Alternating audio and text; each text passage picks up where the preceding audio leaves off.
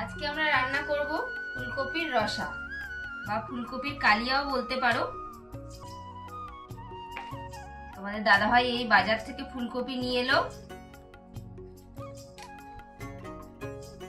ফুলকপিগুলো এরকম মাঝারি সাইজ করে কেটে নেব। ফুলকপিটা কাটা হয়ে গেল, ধুয়ে নিলাম। জলের মধ্যে ফুলকপিগুলো দিয়ে দেবো, একটু ভাপিয়ে নেবো হালকা করে। অল্প একটু লবণ দিয়ে দিলাম। হালকা ভাপানো হয়ে গেছে, একদম 2 মিনিট মতো ভাপিয়ে নিলাম। এবার আমি নামিয়ে নেব। কড়াইতে দিয়ে দিয়েছি সরষের তেল, দিয়ে দেবো কেটে রাখা আলু, দিয়ে দেবো লবণ, একটু হলুদের গুঁড়ো দিয়ে দিলাম। আর আলুগুলোকে একটু ভেজে নেব।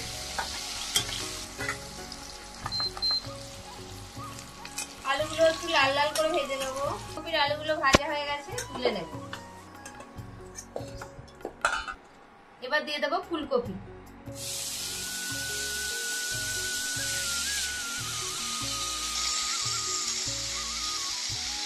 ফুলকপি একটু লালচে করে ভেজে নিয়েছি, এবার তুলে নেব।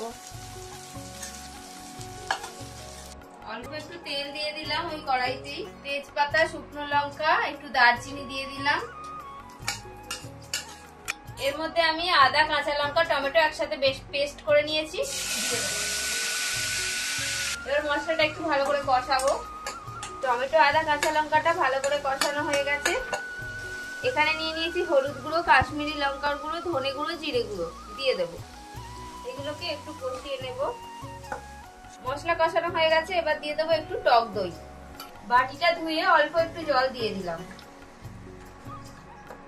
অল্প একটু চিনি দিয়ে দিলাম, একটু স্বাদ মতো লবণ। তারপরে মশলা কষানো হয়ে গেছে, এবার দিয়ে দেবো আলু, ফুলকপি।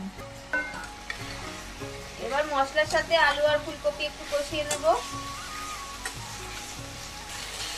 অল্প অল্প করে জল দেব।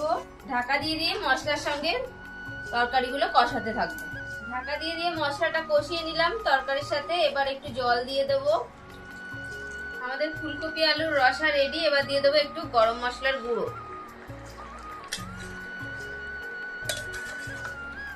তরকারি রেডি, নামিয়ে নিলাম।